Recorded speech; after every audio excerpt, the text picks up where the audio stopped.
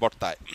আমি নিজের কিছু বদভ্যাস ছাড়তে চাই যা অনেক লম্বা সময় গড়ে উঠেছে, যেমন অতিরিক্ত ফিকশনাল বই পড়া, মুভি দেখা ইত্যাদি।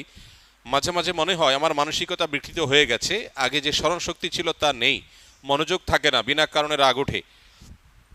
প্রোক্রাস্টিনেশন, সময়ের কাজ সময়ে না করা ও ডিপ্রেশনে ভুগছি, কিভাবে এসব থেকে পরিত্রাণ পেতে পারি? আধুনিক পৃথিবীর বেশিরভাগ মানুষ এই রোগে আক্রান্ত।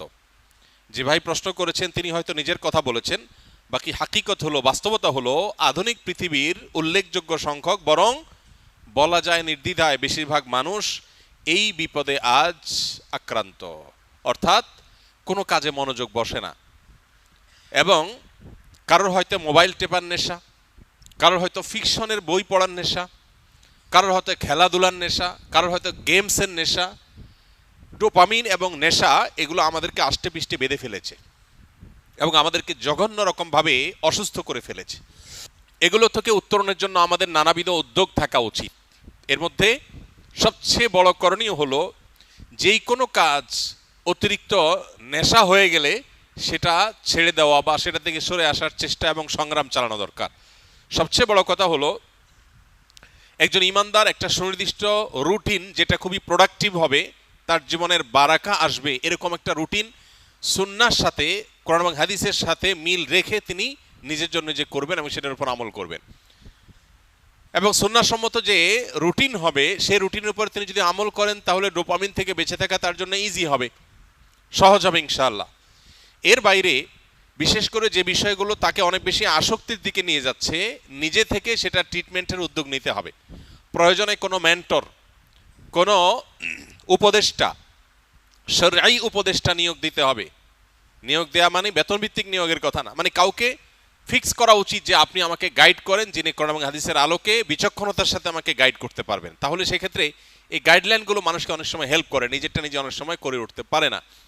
এবং সবচেয়ে বড় কথা হলো এবং সর্বশেষ কথা হলো, আল্লাহ রাব্বুল আলামিনের কাছে আমাদের কায়মন বাক্যে দোয়া করা দরকার, আল্লাহ যেন আমাদেরকে নেশাগুলো থেকে বেঁচে থাকার তৌফিক দান করেন।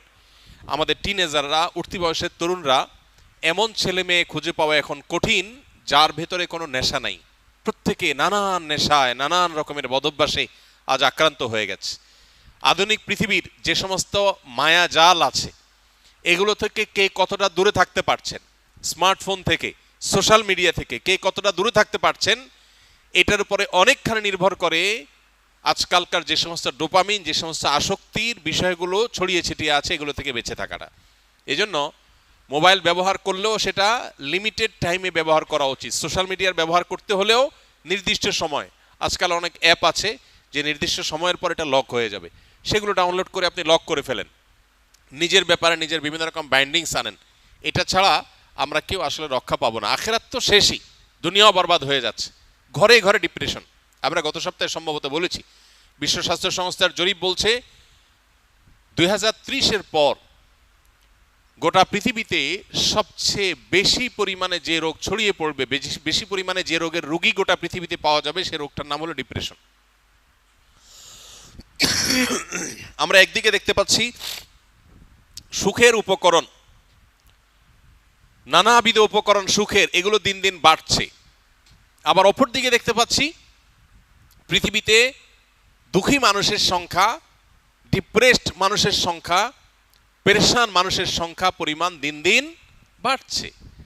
একদিকে আমরা দেখতে পাচ্ছি একটা চিত্র, সিনারিও, যে সুখের বিভিন্ন আইটেমগুলো বাড়ছে, কতভাবে মানুষকে সুখ দেওয়া যায়, দুনিয়াটাকে জান্নাত বানানোর বা একটা দামি জান্নাত বানানোর একটা চেষ্টা, কসরত আমরা একদিকে দেখতে পাই, যে কোনো ত্রুটি, কোনো কষ্ট যেন না হয়, মানুষের সব স্মুথ।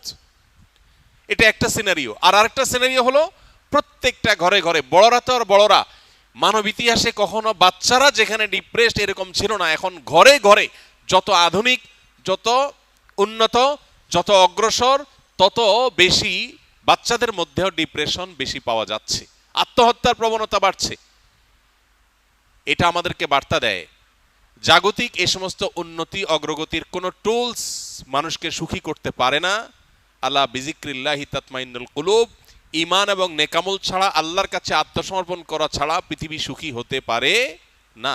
মানুষ বহু কিছুকে ট্রায়াল করবে, কিন্তু তাকে ব্যাক করতে হবে দিন শেষে ইসলামের দিকে।